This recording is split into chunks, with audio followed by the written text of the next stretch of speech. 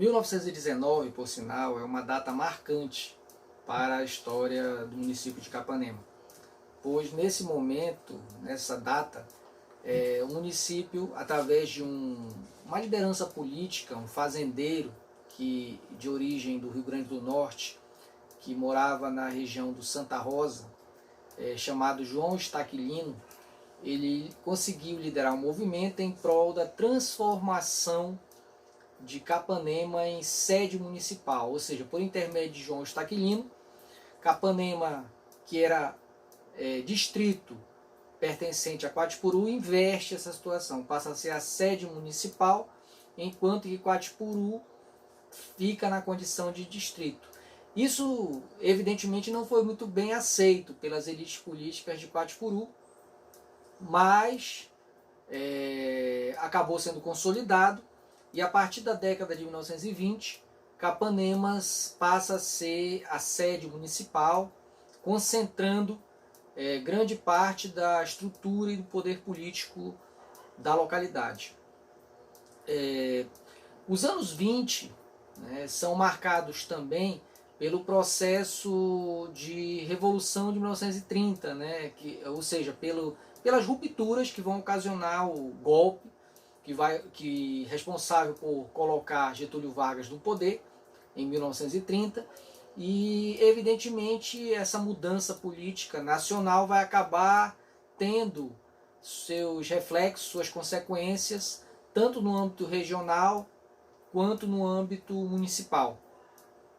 A partir do momento que Getúlio Vargas assume o poder no Brasil, em 1930, ele nomeia interventores, ou seja, lideranças políticas que passam a substituir os antigos governadores, e esses interventores passam a assumir o papel antes exercido pelos governadores estaduais.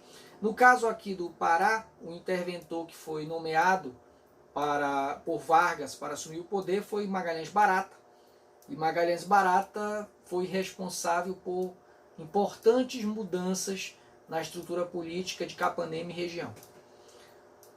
Vale destacar que nesse contexto da chamada Revolução de 30, a própria nomenclatura de várias vias públicas de Capanema, de vários espaços públicos de Capanema, foi alterada. Em 1931, através de um decreto, algumas ruas de Capanema passaram a se chamar de Djalma Dutra, Joaquim Távora, João Pessoa, 22 de junho, ou seja, denominações que tinham relação ou com o movimento tenentista ou com o próprio golpe de 1930 que colocou Vargas no poder. A própria cidade de Capanema teve sua denominação alterada. A partir desse contexto, mais precisamente em 1931, Capanema passou a se chamar Siqueira Campos, ou seja, houve também uma mudança até na nomenclatura da cidade, só que essa mudança ela acabou não perdurando por muito tempo. Ainda nos anos 30, devido à insatisfação, à não aceitação dessa nova denominação, o nome Capanema voltou a ser utilizado e Siqueira Campos, e a denominação Siqueira Campos foi abandonada. É importante destacar que Siqueira Campos tinha sido um dos grandes heróis do movimento tenentista e que havia falecido tragicamente em um acidente de avião, E para homenageá-lo houve essa tentativa de mudar o nome de Capanema para Siqueira Campos, mas volto a repetir, essa denominação acabou não se consolidando, digamos assim. Magalhães Barata também foi responsável por outra importante mudança no âmbito municipal, e essa foi indubitavelmente a emancipação política. Capanema foi transformada, ganhou a condição de município. Isso ocorreu em 1933, e a partir daí a situação de Capanema não mais se alterou, ou seja, Capanema, a partir do início dos anos 30, consolida-se como município, como sede municipal, isso por intermédio, em grande parte, da ação política de Magalhães Barata. Há muitos relatos no livro com relação às festas que envolveram esse processo de emancipação. Em 33, teve festas na praça que nós chamamos hoje de Magalhães Barata, apresentação de filmes em praça pública, fogos, ou seja, teve toda uma série de festejos em torno desse processo de emancipação. Ressalte-se também que a partir do início dos anos 30 foram sendo nomeados diversas lideranças políticas para o cargo de intendente municipal, que seria o equivalente ao prefeito. O primeiro intendente, logo no início dos anos 30, que assumiu o poder aqui no Brasil, foi um padre, o padre José Maria Lago. Depois veio o Manuel Figueiredo, em 31, e no mesmo ano assumiu o Euclides Kumaru, que ficou no poder de 1931 até 1936, aproximadamente. Note-se também que nesse contexto dos anos 30, Magalhães Barata passou a ter uma influência política cada vez mais intensa, cada vez maior no âmbito municipal, fazendo constantes visitas a Capanema, mantendo laços de amizade com várias lideranças políticas locais. Inclusive, há muitos relatos de que Barata vinha, ficava na casa de amigos aqui, almoçava, às vezes até pernoitava em Capanema, depois seguia para outras localidades. Ele costumava também, segundo alguns relatos, fazer seus discursos, seus comícios, assim que chegava na cidade, no trem. O próprio vagão do trem, o último vagão, servia como se fosse uma espécie de palanque eleitoral do Magalhães Barata, onde ele discursava para o povo. Dizem também alguns relatos que ele trazia num dos vagões o seu automóvel, que vinha num dos vagões do trem. Então existem muitos relatos com relação à presença de Magalhães Barata. Por alguns ele era muito admirado, mas por outros ele era muito criticado. Os que criticavam ele afirmavam principalmente que ele perseguia os adversários políticos, E isso se tornou muito comum durante a Era Vargas. A partir da década de 1940, mais precisamente 45, quando Vargas deixa o poder, inicia-se um processo de redemocratização no Brasil. E com essa redemocratização surgem vários partidos políticos, como, por exemplo, a UDN, o PSD, ou seja, vários partidos que passam a atuar no cenário político nacional. E Capanema, como era de se esperar, esses partidos acabaram tendo muita presença, muitos filiados, digamos assim, a essas agremiações políticas, principalmente o PSD, Partido Social Democrático, que era o partido no qual estava afiliado o Magalhães Barata.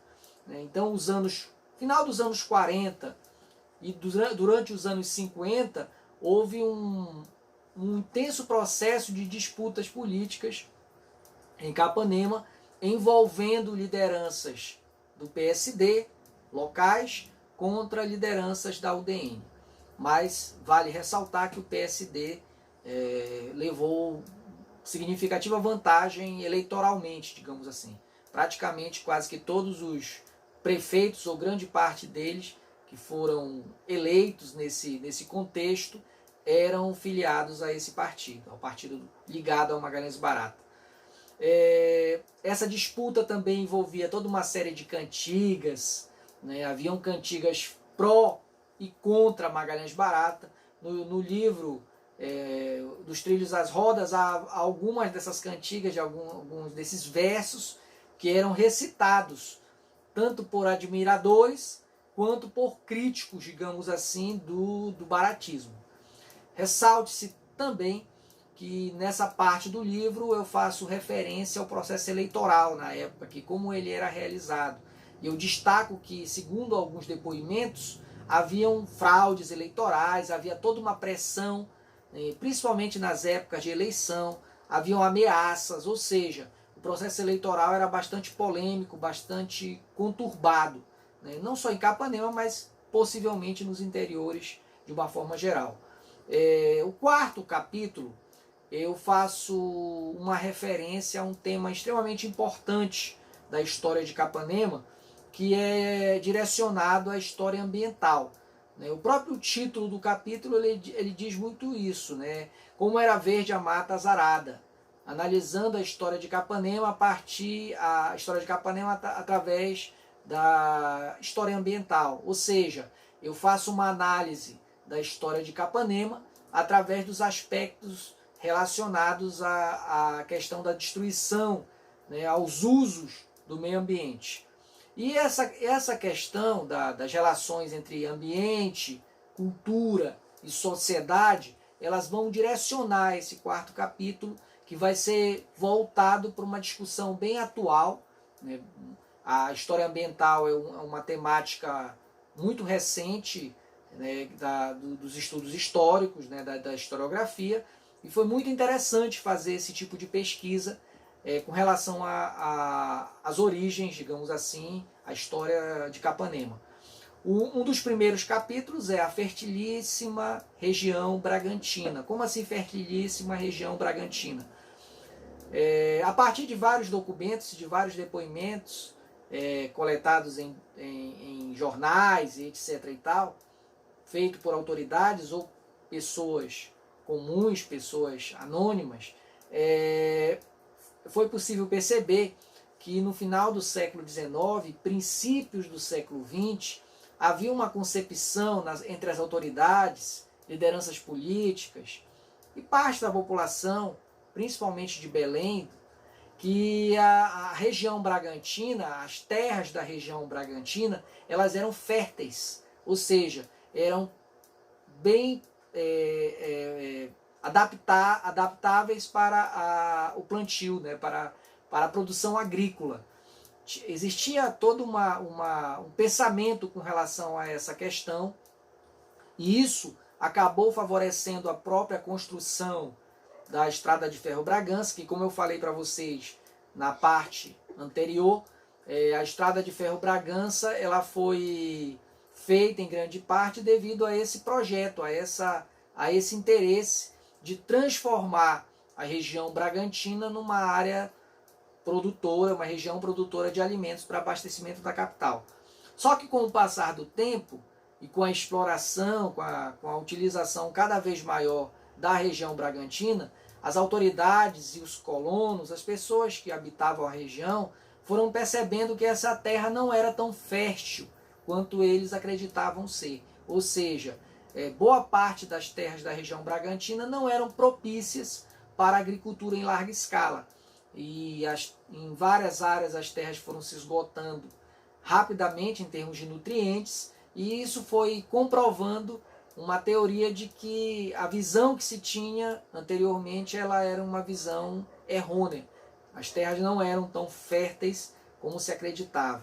Uma outra curiosidade com relação a essa discussão da história ambiental vem no tópico seguinte, que é natureza e formação cultural, onde eu trabalho com esses usos da natureza pelas populações, principalmente do interior, foi modificando a visão, as concepções das populações, principalmente dos migrantes nordestinos, já que eles vinham de áreas de seca, áreas de chuva, onde as chuvas eram escassas, né, e chegaram num espaço onde chovia com muita frequência, onde a terra era muito mais, as chuvas, a água era muito mais comum.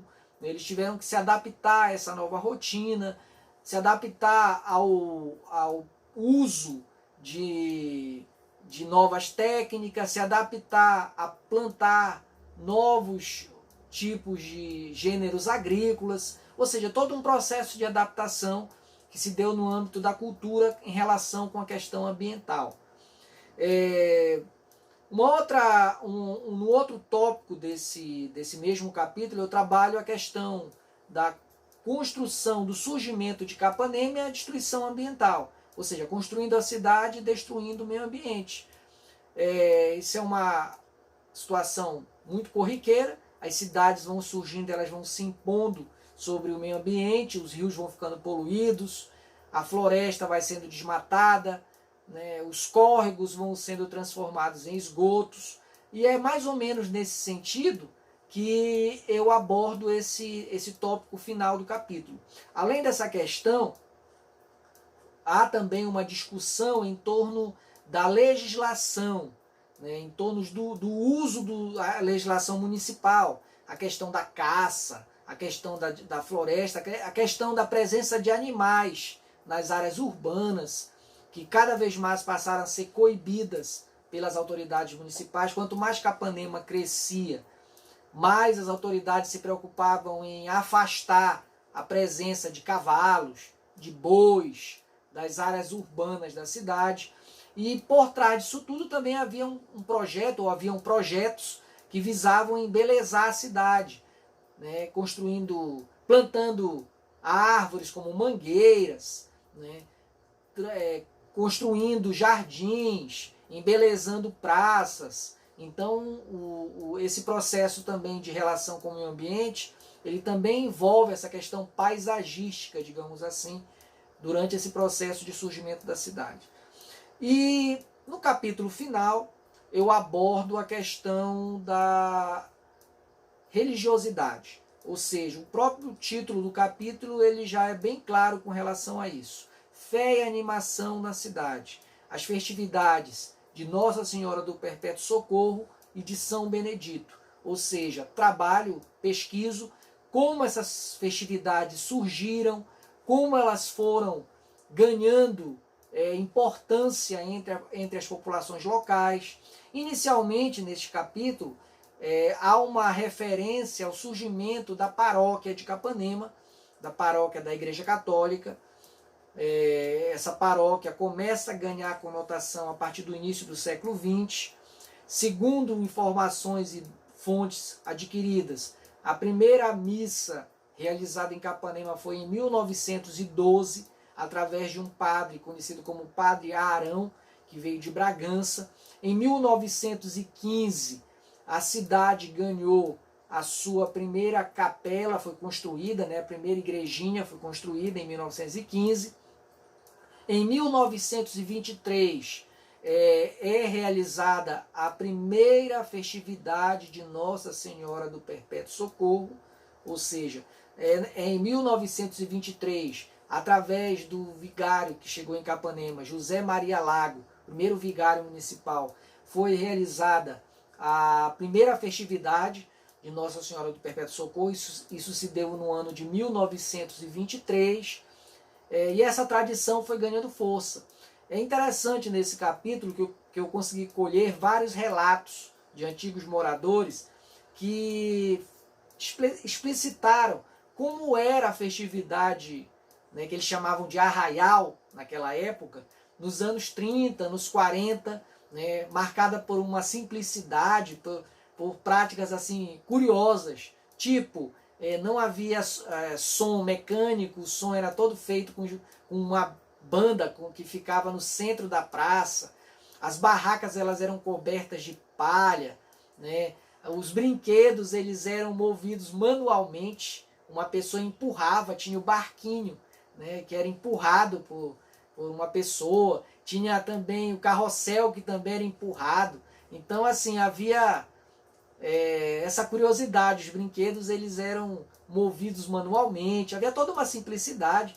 As pessoas que relataram com relação a essa temática da festividade, eles ressaltam também que naquela conjuntura a festividade ela fazia com que muitas pessoas das áreas rurais viessem para Capanema, e durante os dias de festividade as ruas ficavam cheias, principalmente na praça da igreja, né, onde era realizado o chamado arraial.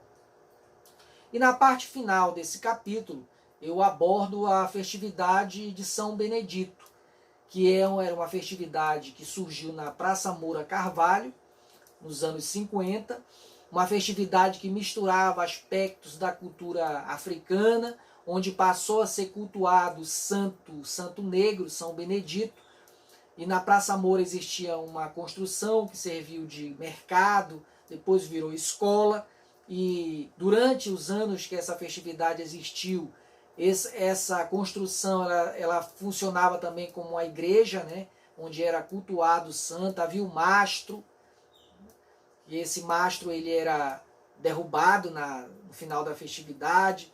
Havia também um barracão onde a população se divertia ao som do carimbó. Né? Dizem alguns também que envolvia um pouco de marujada. Há uma polêmica quanto a essa questão. O fato é que era uma festividade que misturava traços culturais diversos e que deixou muitas memórias, muitas lembranças na população de Capanema durante aquele contexto. Eu fico grato pela atenção de vocês e a nossa videoaula sobre a história do município de Capanema, ela finaliza aqui. Muito obrigado.